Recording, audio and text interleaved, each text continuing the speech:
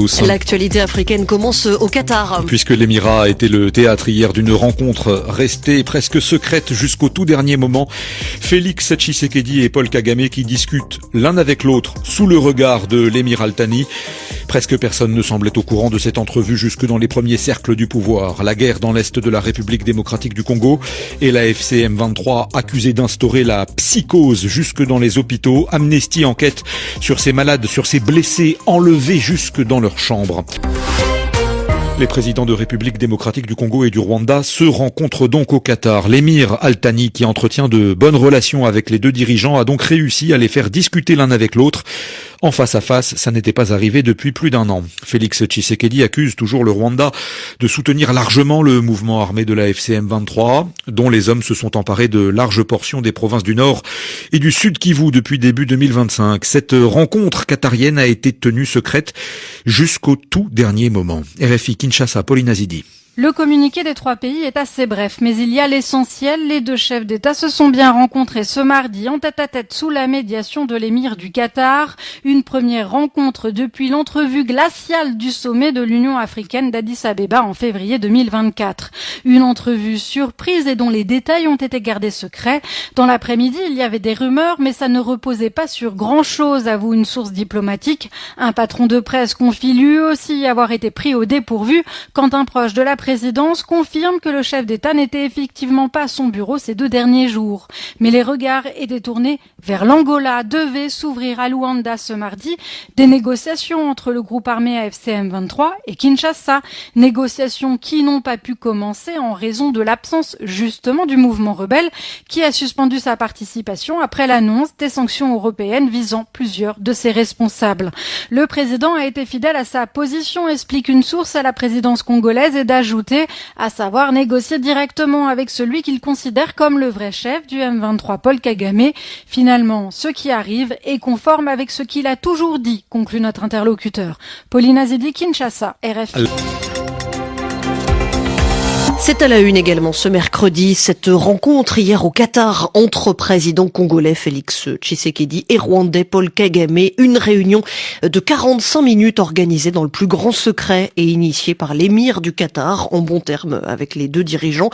L'objectif était clair, tenter de trouver une solution à la crise sécuritaire dans l'est de la RDC, alors que Kinshasa, appuyé de plusieurs rapports des Nations Unies, accuse Kigali de soutenir le M23 qui s'est emparé de large part des provinces du Sud et du Nord Kivu. Et selon le communiqué final, les deux hommes ont réaffirmé hier leur engagement à un cessez-le-feu immédiat et inconditionnel et se sont accordés sur la nécessité de poursuivre les discussions. Trésor Kibongula est analyste politique à Ebouteli. Christophe Boisbouvier l'a interrogé sur la situation.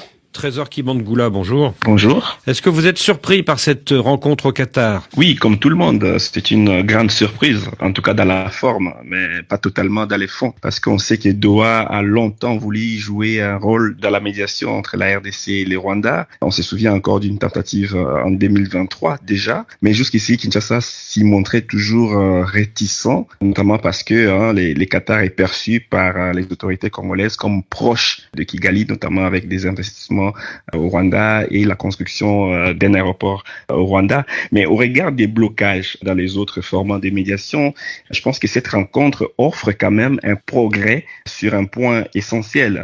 Elle permet aujourd'hui aux deux chefs d'État de se parler directement, et c'est la première fois depuis des mois que Tshisekedi et Kagame se retrouvent face à face dans un cadre où ils peuvent discuter sans intermédiaires régionaux. Il y a 3 mois, une rencontre entre les deux présidents était déjà prévue. C'était à Luanda, mais à la dernière minute, Paul Kagame avait renoncé à y aller. Pourquoi ça a marché hier ? Plusieurs éléments ont évolué depuis décembre.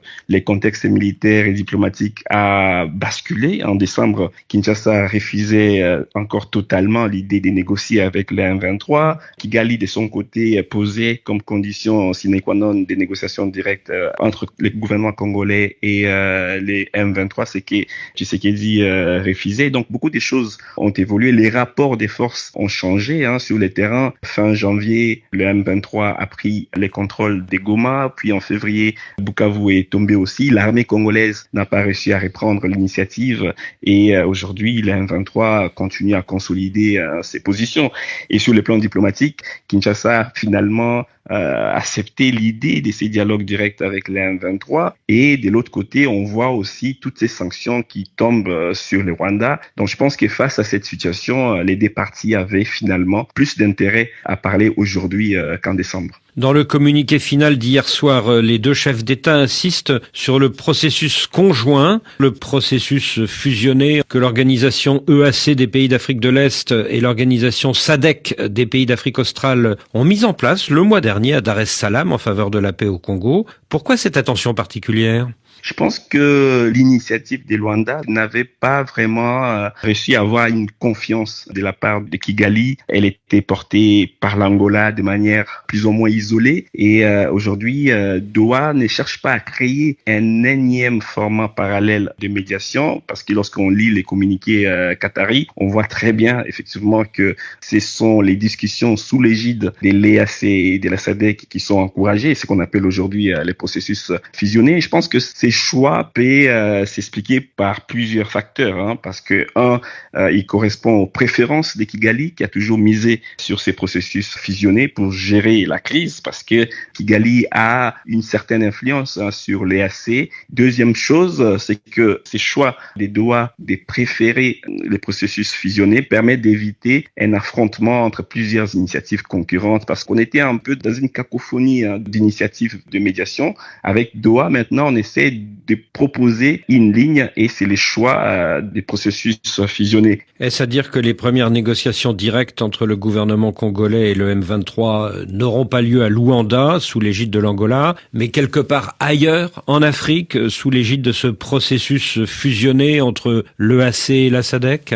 Ça devient vraiment très difficile d'envisager la médiation angolaise reprendre la main à cause de ces déficits de confiance, surtout du côté du M23 et de Kigali.